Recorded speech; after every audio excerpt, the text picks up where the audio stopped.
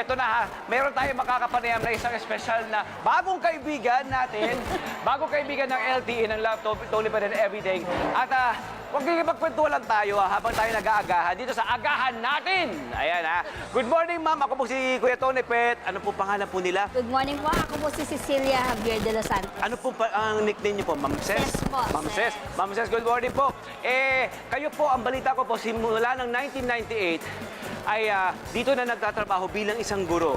Opo. Pero, espesyal ang iyong trabaho dahil ang inyong trabaho ay may kinalaman sa pagte-train ng mga OT or Occupational Therapy students at PT o Physical Therapy students dito sa EAC. Yes po. Opo.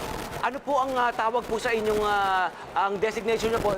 Community-Based Research Program Director. Ano po ibig sabihin po nun? Community-Based Rehabilitation Program Opo. Director po. Sa ngayon po, ako po yung chairman nun. Opo. So, Ma'am, pinaganda kita. Kakain tayo talaga.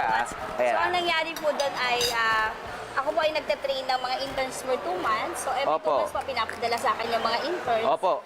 Tapos for 1 week, nagstay sila sa akin doon. So, Monday to Friday, tapos umuwi sila. So, nilalagay namin doon. May mga roles sila na pinufulfill for 1 week. Naka-program yun for 2 months sa kanila.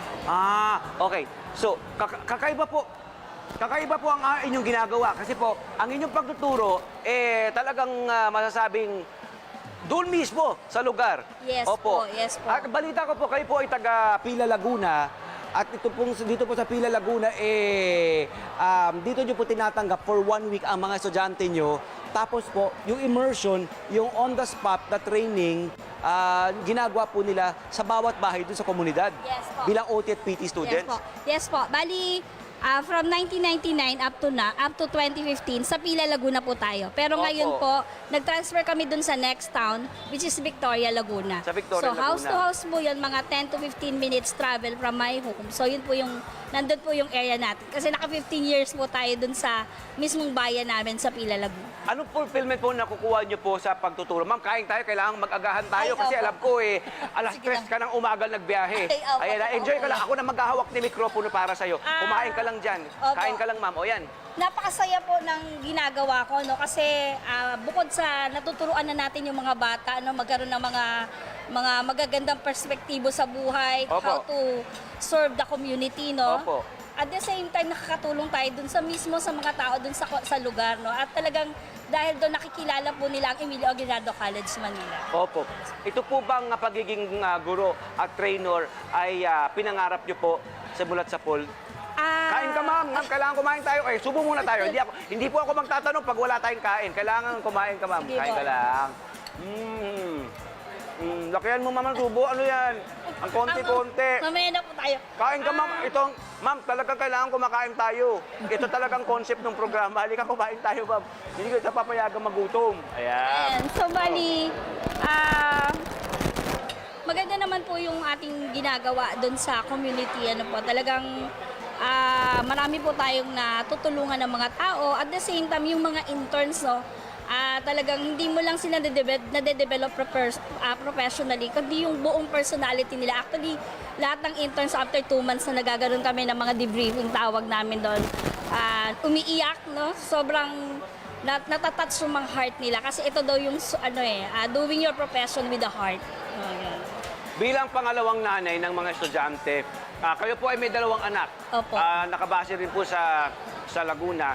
Bukod sa kanilang mga subject na tinuturo po dito sa mga estudyante dito po, ano-ano po yung mga aral na paulit-ulit yung pinapaalala sa kanila? Ang lagi ko lang namang sinasabi sa kanila, maging matatag, no? Yung magkaroon ng perseverance sa lahat ng ginagawa nila, maging consistent, at saka syempre, make sure na kung ano man yung mga trials na to, ito ay gawin nilang bahagi ng challenges para mas maging matagumpay pa sila sa kanilang mga educational journey. Balita ko po, dati po kayong scholar. Nakapagtapos Oo. kayo bilang isang scholar din po. Oo, nagkaroon din ng pagkakataon. Siyempre, alam mo na, medyo minsan, hindi naman ganun kayaman yung pamilya namin. Ma'am, No? kain ka muna. Nagkakaidihan na tayo sa ating kwentuhan. Kailangan meron tayong agahan. Oo, hindi naman ganun kami kayaman. So, syempre, Opo. kailangan natin ng mga karagdagang tulong para tayo makatapos, no? Opo. So, ganun talaga yung So, yun. Naging scholar din ako nung ako'y nag-aaral. Talaga abilidad, ano po? Opo, Opo, yes. may abilidad eh. Opo. Yung pinagdaanan nyo po, yung pinagdaanan niyo po hindi rin ganun kadali, ano po? Yes, Opo. po. Para marami nakaka-relate, no, ng mga estudyante, no, at ng mga, kahit kami po noon, may mga ganyang pinagdaanan, yung mga estudyante din po, ano. Ngayon, kasama rin po natin ngayon, ang mga merit scholar mula rito sa Emilio Aguinaldo College. Ayan, si Sofia, at syempre si RJ. Good morning! Good morning, guys! Good morning! Come. Pasok. Coffee po Please sit down. Uy! from AAC Manila. Yung gawa ng mga HRM student. Aba, ibang level din ng mga HRM students dito, ha. Ayan, kaya kayo. Nasa inyo almusal natin. May almusal din tayo rito. Good morning. Good morning. Ayan, bati ka naman. Yan, sa'yo na yung mic. Yan. O yan, anong pangalan mo at saka anong course mo? Ako po si Sofia M. Owabed, a third-year nursing student po mula sa Marian School of Nursing, Emilio Aguinaldo College, Manila po. Yun, o. At saka, syempre, ginoong. I am RJ Vincent Benape po from the School of Nutrition and Dietetics. Anong course mo na? Anong year mo na, bro? Fourth year student. Fourth year, third year si Sofia. Yes, Kumusta ang inyong mga experience dito bilang scholar? Paano kayo nakapasok bilang scholars dito? Mahusay, ha? Congratulations. Ikaw na. Actually, nalaman ko po from a friend po na meron pong merit scholarship dito po sa EAC and matagal na po ako naghahanap ng scholarship para po makatulong sa pamilya ko po. And I'm very happy and proud po to be a merit scholarship po until now po na third year na po ako. Yun, o. Ang galing. So, ikaw mismo ang nag-research, hinanap mo ang mga programa na nabibigyan ng scholarship. Yes po. At EAC ang nakuha mo, nahanap mo at nagbigay sa'yo dito. Yes po. Okay. Ikaw naman, RJ, kain kayo, please. Ano ako, sir? RJ. Nakuha ko yung scholarship during pandemic times nung nawalan ng trabaho yung both parents ko and they wasn't able to go abroad. So, Opo. I was supposed to stop for a year with my sibling kasi for financial and safety ng family. But then, I am from EAC Cavite. Kusa po ako nag-senior high school. Then they offered me the scholarship. They say na kahit remote learning, kahit online learning, EAC still offers this kind of scholarship. So I did apply using my EAC grades that time. Oh. Tapos yung experience nyo bilang scholar, once naging scholar na kayo, ano mga maaari nyo i-share sa kanila, yung experience nyo? Ba't ka natatawa? Marami mga happy memories, May mga mga happy ano- experiences? Marami, sir. Oo. Marami. No? May kailangan bang i-maintain na grade? Ay, opo. Meron po, sir. Okay, anong grade dapat yan? Napapa-oo si Ma'am. Ay, Sa pagkakalam ko po, kailangan po mag-maintain ng G1 na 1.5 po. 1.5. And sa lahat po ng grade, kailangan no lower than 2 po. Aba, sisiw lang yun. Sisiw lang yun. Ikaw naman, RJ. ganun din po yung Challenging. Sobrang challenging. Loaded yung sobra. Kasi po, parang it's a matter of, to be a scholar, it's not only about maintaining grades Opo. but also living the Emilian cultures and be a good example sa mga Emilian students. Paano nyo naman manage ang oras nyo sa school, sa bahay, extracurricular activities? Balita ko, active din kayo. At very much highly emulated ang inyong ang estado rito. Kayo simbolo ng mga mauhusay na scholars dito. Yes po. Actually, yun po yung isa sa mga struggles ko po as a nursing student. Kasi besides po sa pag-attend ko po ng classes, kailangan ko rin po pumunta ng clinical rotations po namin sa iba't ibang hospitals and clinical areas po. So, nahirapan po talaga ako i-manage po yung time ko po and pagkakaroon ko po ng personal time outside of school. Pero sa tingin ko po nakatulong po talaga yung pagkakaroon po ng right people around you. When you surround yourselves with the people that you want to become, everything becomes less difficult po. Words of wisdom from Sofia. Ngayon sa panahon ito, very digital na tayo. Sa tingin nyo, mas naging mahirap ba o madali ang pag-aaral? Lalo na scholar kayo. Kasi yung resources kailangan readily available sa inyo. Oo po. Convenient pagdating po ngayon sa pag-aaral because of the use of internet, Oo. gadgets. But as a scholar and as a student, we promote somewhat validating yung resources. No? Parang we are advocating na sana at through times Oo. na kahit convenient, nagre-research pa rin tayo at some point with those reliable sources na makikita namin. We do not rely solely on technology, but we use it as an instrument. Kahit papaano, mas extensive yung information na nakukuha. Amazing. Well said, bro. Kamusta ang extracurricular activities ito? Gusto ko malaman sa mga estudyante at syempre sa inyo, ma'am. Sa inyo po muna. Part po ako ng Marian Nursing Student Council. Isa po akong BSN 31 representative po. RJ. Ako naman po pag extracurricular activities, mostly as a nutritionist student, public health. We are on to community-based activities, no?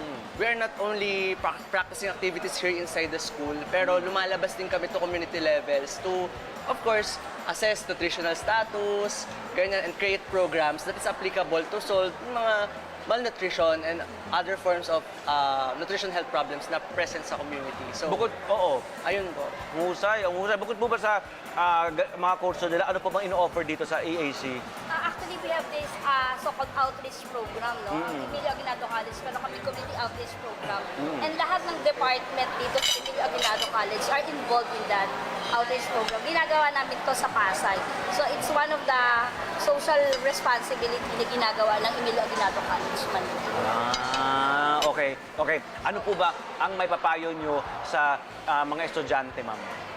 Siyempre, para sa mga estudyante, no, panatilihin nila yung pagiging consistent, diligent, at saka patuloy na magpursige sa buhay. No? Kasi yung, sabi nga nung mga matatanda, yung pag-aaral lang yung tanging may pamamana, no? Lalo na kung hindi tayo ganun ka. No? At ito yung kayamanan na hindi mawawala sa'yo or makukuha ng kahit sino man. No? So, dapat magpatuloy sila at patuloy na magsumikap na palaguin pa ang sarili nila. Kayo naman, anong inyong mapapayo sa fellow students nyo rito? Sa mga gusto mag-enroll, ayan. Sa mga gusto pong mag-enroll po dito in Emilio Aguinaldo College, ever since po na pumunta po ako dito, I was welcomed and I truly feel po na I belonged in this community po. So if ever you feel like you're alone or you don't have the right people around you, please come at EAC po. Ayun. RJ, sa mga estudyante, mga nyo rito, shoutout na kayo, mag-shoutout na. Ayan, incoming, no? EAC is one of the best college here in Manila, not only in Manila, but I must say in the country na ngayon. So, we are leveling to holistic learning na eh. So, to those students na finding a perfect school on your courses, there's no other than EAC. Not only because of its facilities, but yung opportunity na binibigay nila equally.